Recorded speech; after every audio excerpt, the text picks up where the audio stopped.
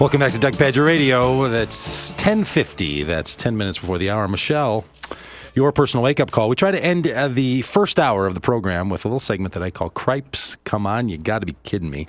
These are reflections that I've had during the course of the week and things that have either happened to me or things that are going on in the news that make people say about the world that we live in, oh, cripes, or come on, or you got to be kidding me, because there's things in the world that don't go right. Then we end each hour, each program, the second hour, with a segment that I like to call Right On.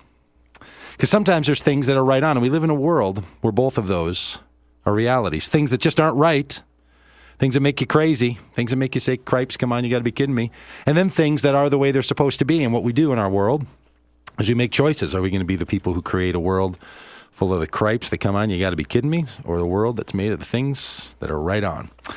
So we end the first hour lamenting. We end the second hour encouraged. Sort of how it goes. So in the cripes, the come on, the you got to be kidding me segment today. Cripes, you know who it goes to? Maybe for the last time ever. Grover, you know who? That John Edwards guy. Did you know that guy until this week? That you know, former vice presidential candidate and presidential hopeful John Edwards. Until this week, he still hadn't admitted that baby was his. And the only reason he did, finally admitted that he's the father of now a 2-year-old, was because the guy who took the blame for it is writing a tell-all book. A tell-all book. Classy. So now he's finally like, all right, the kid's mine. I'll pay for him, and I'll hang around the kid's life. This guy is a piece of work. He makes me just say, oh, cripes. So enough of that guy. Enough of that guy. He earns the serious cripes. You know what else gets the second runner-up on the cripes this week? The Star Tribune, the newspaper that's hand-delivered to my door. They used to have an entire Saturday section called Faith and Values. An entire section. They had a staff person who was the Faith and Values reporter. Now the Faith and Values section that I'm looking at today has been reduced down to the upper right-hand corner of one page. Faith and Values. And you know what the storyline is in the Faith and Values section? What's that?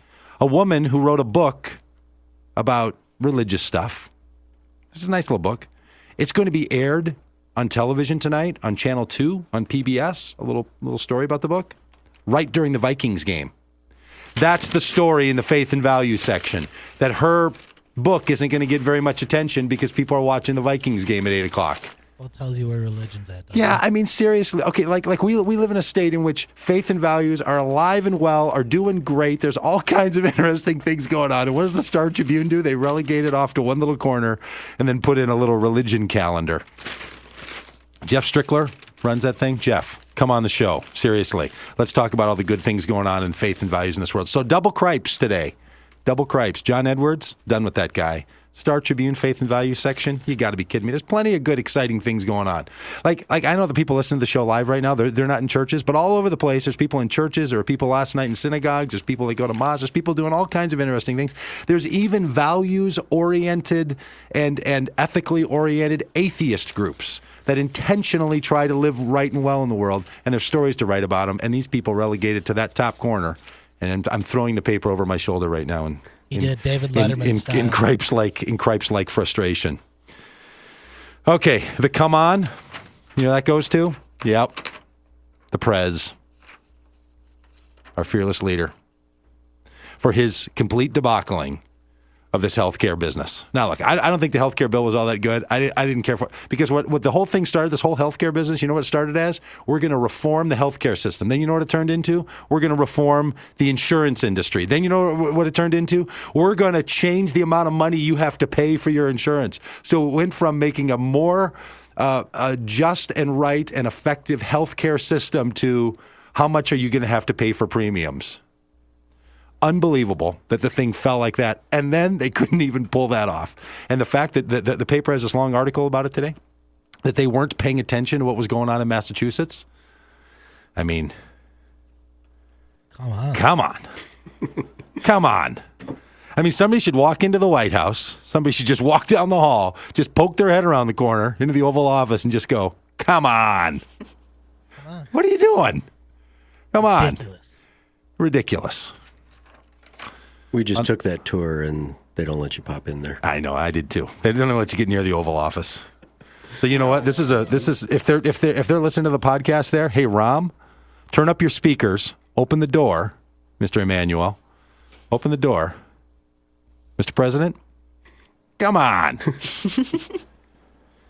You're killing me here.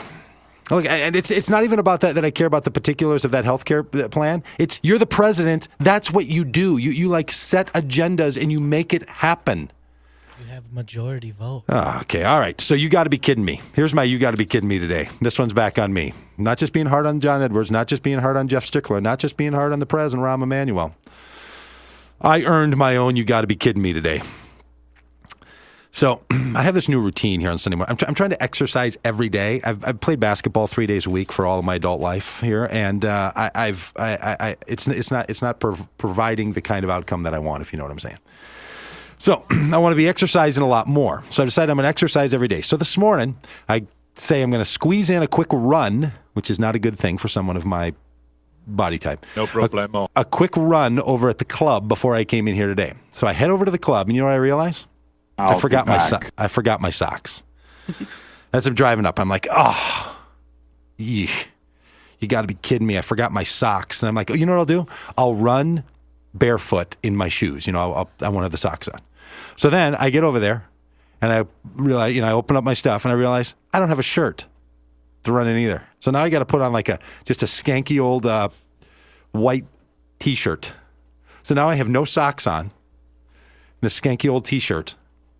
So I go up to the treadmill, which is not a good sight, and I start running on the treadmill. Now I look over at the woman next to me who's a real strong runner, and I can tell, and I'm literally twice the size of this woman. If you took total body mass and so on, probably more than twice the size. Scaring the daylights out. And I've got my little headphones in, and I'm listening, and I realize that I tend to get sort of caught up in the music during my little 15, 20-minute run, which is, I'm sort of lumbering and thumping kind of up and down, and I find myself playing the air drums far more than I should. So now here's this huge man with my earphones in, playing the air drums. Did you have the white man's overbite going? Yeah, I probably did. I was probably breathing all over the place, my head shaking, and then my iPod, which I wear on my arm, like the good runners do, on a little strap-on thing, and the music stops, the playlist stops. So then I'm trying to reach over there and trying to reset it, and now I'm about falling off the treadmill, like kind of left and right, and I'm wobbling. Finally get the thing set, and I realize that I'm in the middle of the air drums. Do you know what song, Grover? What? Total Eclipse of the Heart. I just found random songs on my iPod, Now I got Total Eclipse of the Heart. I think I might be singing out loud a little bit, playing the air drums, just lumbering on this treadmill. At one point, I sort of stopped and paused and thought, "You have got to be kidding me." I mean, this is just not right. This is just not right. And then the worst thing is, I head over here after running like that. I come over here, and I'm in a hurry because I'm all frazzled by all this, and I'm sweating. Until 3 minutes ago, I've been sweating this whole time. My back is all wet from the prolonged sweat. Sometimes there's things in our world that make you say, "Cripes, come on, you got to be kidding me." And sometimes there's things in our world that are right on. We'll talk about that at the end of the second hour with Sarah San Pedro. We'll be back with Dwight Friesen, the top of the hour. Doug Pagitt Radio.